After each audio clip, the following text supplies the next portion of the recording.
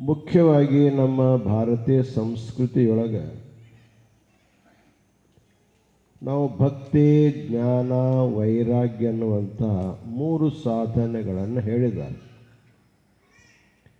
ನಮ್ಮ ಲಕ್ಷ್ಯವನ್ನು ನಾವು ಪ್ರಾಪ್ತಿ ಮಾಡ್ಕೋಬೇಕಾದ್ರೆ ಅಥವಾ ನಮ್ಮ ಗಂತವ್ಯ ಸ್ಥಾನ ನಾವು ಪಡಿಬೇಕಾದ್ರೆ ನಮ್ಮ ಆರಾಧ್ಯ ಸ್ವರೂಪವನ್ನು ನಾವು ಸರಿಯಾಗಿ ತಿಳ್ಕೋಬೇಕಾದ್ರೆ ಮುಖ್ಯವಾಗಿ 3 ಮಾರ್ಗಗಳು.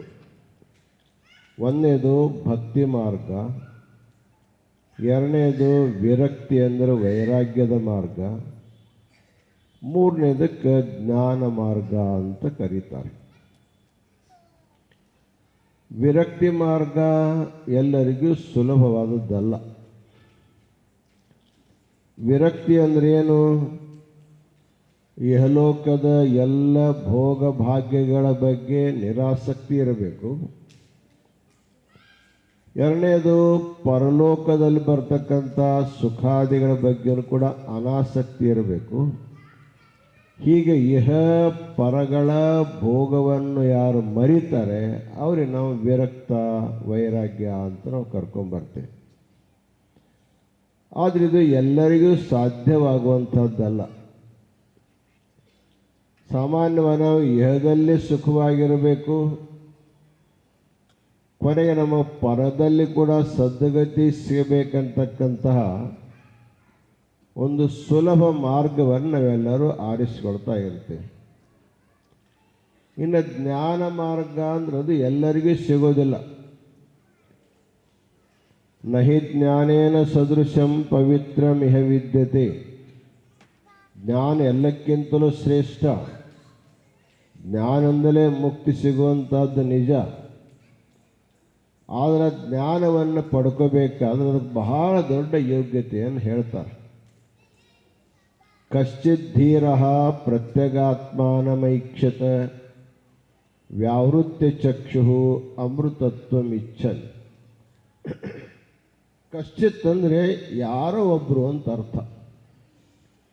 ಅದಕ್ಕೆ ಗೀತೆಯಲ್ಲಿ ಹೇಳ್ತಾರೆ, ಮನುಷ್ಯಾಣಾಂ ಸಹಸ್ರೇಷು ಕಶ್ಚಿತ್ ಯತತಿ ಸಿದ್ಧಯೇ ಯತತಾಮಪಿ ಸಿದ್ಧಾನಾಂ ಕಶ್ಚಿನ್ ಮಾಂ ವೇತ್ತಿ ತತ್ವತಃ.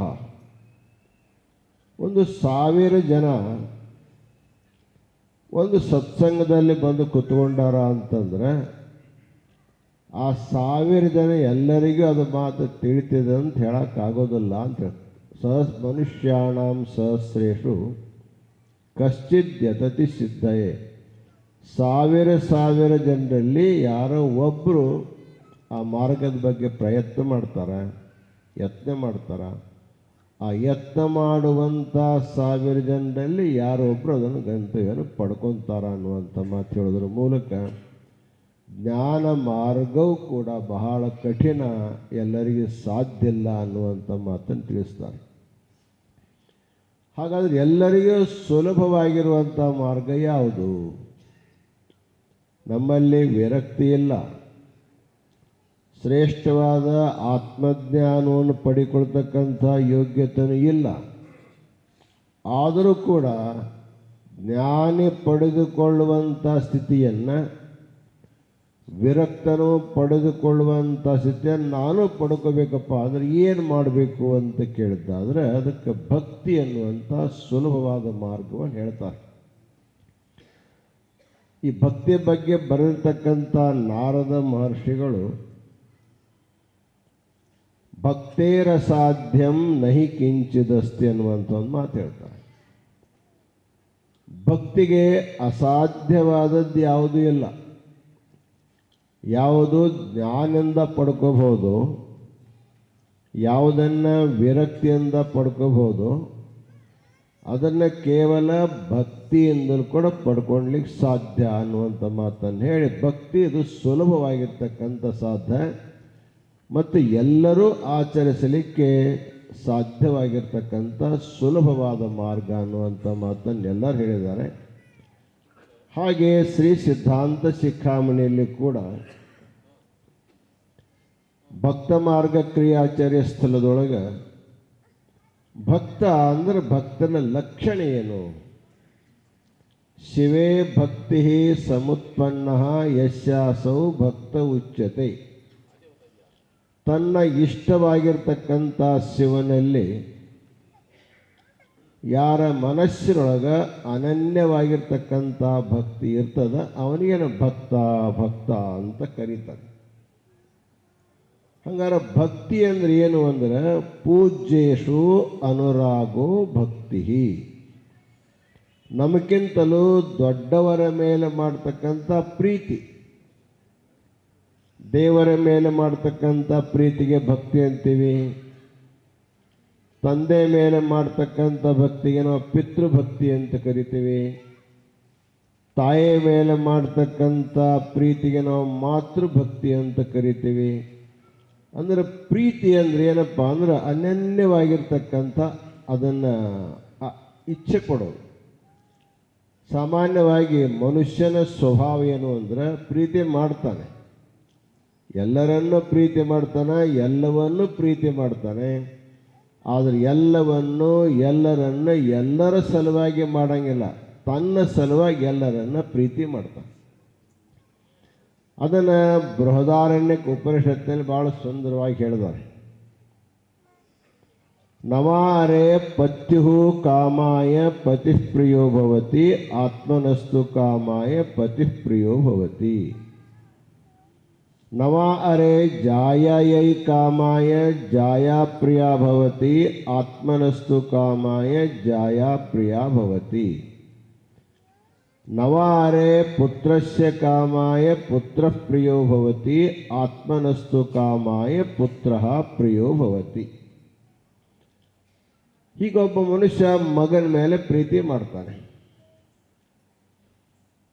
ಮಗನ ಮೇಲೆ ಪ್ರೀತಿ ಮಾಡ್ತಾ ಅಂದ್ರೆ ಮಗನ ಸಲುವಾಗಿ ಮಗನ ಮೇಲೆ ಪ್ರೀತಿ ಮಾಡಂಗಿಲ್ಲ. ನಾನು ಮುಪ್ಪಾದ ಮೇಲೆ, ನಾನು ಅಸ್ವಸ್ಥನಾದ ಮೇಲೆ, ನನಗೆ ಯಾರು ನೋಡೋರು ಬೇಕಲ್ಲ, ಅದಕ್ಕೆ ಈಗ ನಾನು ಮಗನ ಪ್ರೀತಿಯನ್ನು ಮಾಡಿದ್ರೆ ಮುಂದೆ ಮಗ ನನ್ನ ಪ್ರೀತಿ ಮಾಡ್ತಾನೆ. ಹೀಗೆ ಮಗನ ಮೇಲೆ ಪ್ರೀತಿ ಮಾಡಲಿ, ಹೆಂಡತಿ ಮೇಲೆ ಪ್ರೀತಿ ಮಾಡಲಿ, ಗಂಡನ ಮೇಲೆ ಪ್ರೀತಿ ಮಾಡಲಿ, ಯಾರ ಮೇಲೆ ಪ್ರೀತಿ ಮಾಡಿದರೂ ಕೂಡ ಒಳಗಿನ ಉದ್ದೇಶ ತನ್ನ ಸಲುವಾಗಿ ಮಾಡ್ತಾನೆ ಹೊರತಾಗಿ ಅವ್ರ ಸಲುವಾಗಿ ಅದು ಯಾರು ಮಾಡಂಗಿಲ್ಲ. ಅದಕ್ಕೆ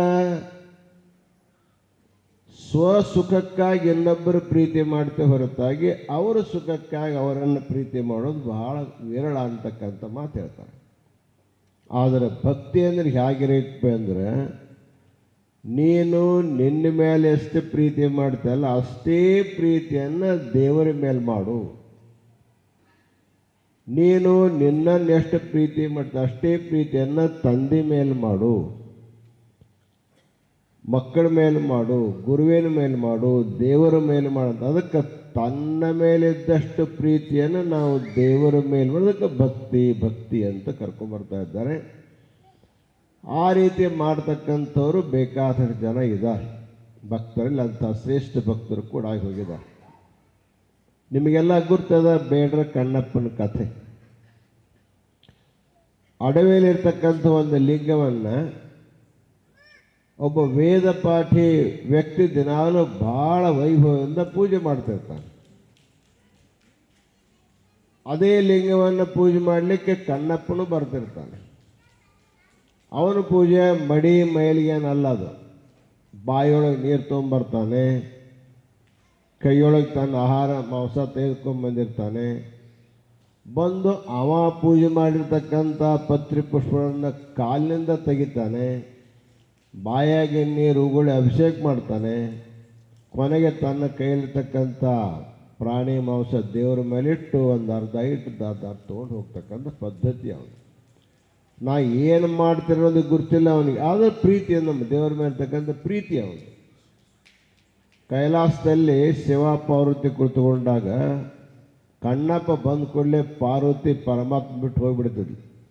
ಯಾಕೆ ಅಂತ ಕೇಳಿದ್ರೆ ಏನಟ್ಟು ಹೊಲಸಿಡ್ತಾನೆ, ಕಾಲು ನಿನ್ನ ಮೇಲೆ ಇಡ್ತಾನೆ, ಉಗುಳ್ತಾನೆ, ನೀ ಆನಂದ ಕುಡಿರ್ತೀಯಲ್ಲ, ಏನೇನು ಆನಂದ ಸಿಗ್ತದ್ರಲ್ಲಿ ಅಂತ ಕೇಳ್ತಾಳೆ. ಪರಮಾತ್ಮಂತನ ಅವನು ಮಾಡ್ತಕ್ಕಂಥ ಉಪಚಾರ ನೋಡಬೇಡ, ಅವನ ಭಾವ, ಅವನ ಪ್ರೀತಿ ಕಡೆ ಲಕ್ಷ್ಯ ಕೊಡು. ಹೌದು, ಪ್ರೀತಿ ಅವನು ಮಾಡ್ತಾರಲ್ಲ, ವೇದ ಪಂಡಿತರು ಮಾಡ್ತಾನೆ, ನಿನ್ನ ಮೇಲೆ ಭಾಳ ಇನ್ನೂ ಚೆನ್ನಾಗಿ ಮಾಡ್ತಾರಲ್ಲ, ಮತ್ತು ಅವನ ಕುಂತ ನಿನ್ನ ಮನಸ್ಸು ಅಲ್ಲಿರಂಗಿಲ್ಲ. ಪರಮಾತ್ಮ ಅದಕ್ಕೊಂದು ಪರೀಕ್ಷೆ ಮಾಡಬೇಕು, ಅದಕ್ಕೊಂದು ಸನ್ನಿವೇಶ ತೆಗೆದುಕೊಂಡು ಬರ್ತಾನೆ. ವೇದ ಪಂಡಿತ ದೇವರ ಪೂಜೆ ಮಾಡುವಂಥ ಸಂದರ್ಭದೊಳಗೆ ಒಂದು ಭೂಕಂಪ ಆಗ್ತಕ್ಕಂಥದ್ದಾಗ್ತದೆ. ಗುಡಿಯೆಲ್ಲ ಗಡ ಗಡ ನಡುಗ್ತದೆ. ಇನ್ನೇನು ಗುಡಿ ಮೈಮೇಲೆ ಬೀಳುತ್ತನ್ನುವಂಥ ಸನ್ನಿವೇಶ ಅದಕ್ಕೂ ಬಿಟ್ಕೊಟ್ಟು ಓಡೋಗ್ಬಿಡ್ತಾನೆ. ಯಾಕಂದ್ರೆ ನನ್ನ ಮೇಲೆ ಬಿದ್ದರೆ ನಾನು ಸಾಯ್ತೇನೆ ಅಂತ ತಿಳ್ಕೊಂಡು ಬಿಟ್ಟು ಓಡಿ ಹೋಗ್ತಾನಂತ. ಇವು ಒಳಗೆ ಹೋದ ಕೂಡಲೇ ಒಳಗೆ ಹೊರ ನಿಂತಿದ್ದಲ್ಲ ಕಣ್ಣಪ್ಪ, ಒಳಗೆ ಓಡಿ ಬರ್ತಾನೆ. ಬಿದ್ದರೆ ನನ್ನ ಮೇಲೆ ಬೀಳಿ, ನನ್ನ ದೇವ್ರ ಮೇಲೆ ಬೀಳಬಾರ್ದಂತ ತಿಳ್ಕೊಂಡು ದೇವ್ರ ಮೇಲೆ ಅಡ್ಡ ನಿಂತಂತೆ.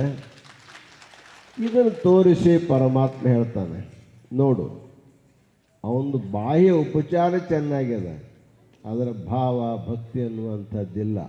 ಅದು ಇವನಲ್ಲಿ ಉಪಚಾರ ಸರಿಯಿಲ್ಲ ಅನ್ನೋದು ಗುರುತಿಲ್ಲ ಅವನಿಗೆ. ನಾನು ತಪ್ಪು ಮಾಡ್ತಿರ್ತಕ್ಕಂಥ ತಿಳುವಳಿಕೆ ಅವನಿಗಿಲ್ಲ, ಆದರೆ ಅವನ ಭಾವ ಪರಿಶುದ್ಧವಾಗಿದೆ ಅಂತಕ್ಕಂಥ ದೃಷ್ಟಿಯಿಂದ ಅವನಿಗೆ ಒಪ್ಕೊಂಡು ಅಂತ ಹೇಳ್ತಾರಲ್ಲ. ಹಾಗೆಯೇ ತನ್ನ ಮೇಲೆ ಇರುವಷ್ಟು ಪ್ರೀತಿಯನ್ನು ನಮಗಿಂತಲೂ ವಯಸ್ಸಿನಲ್ಲಿ, ಜ್ಞಾನದಲ್ಲಿ, ಆಚಾರ ವಿಚಾರದಲ್ಲಿ ಯಾರು ಹಿರಿಯರಿರ್ತಾರೆ ಅವರ ಮೇಲೆ ಮಾಡ್ತಕ್ಕಂಥ ಪ್ರೀತಿಗೆ ಇಲ್ಲಿ ಭಕ್ತಿ ಅಂತ ಕರ್ಕೊಂಬಂದಿದ್ದಾರೆ. ಹಾಗಾದರೆ ಭಕ್ತನಾಗಿರ್ತಕ್ಕಂಥವನು, ಅದರಲ್ಲಿ ವಿಶೇಷವಾಗಿ ಶಿವಭಕ್ತನಾಗಿರ್ತಕ್ಕಂಥವನು ಹೇಗಿರಬೇಕು ಅಂತ ಕೇಳಿದರೆ, ಅವನು ಶಿವನ ಮೇಲೆ ಅಷ್ಟಲ್ಲ, ಶಿವ ಲಾಂಛನಗಳ ಮೇಲೆ ಕೂಡ ಅಷ್ಟೇ ಪ್ರೀತಿ ಉಳ್ಳವನಾಗಿರಬೇಕು.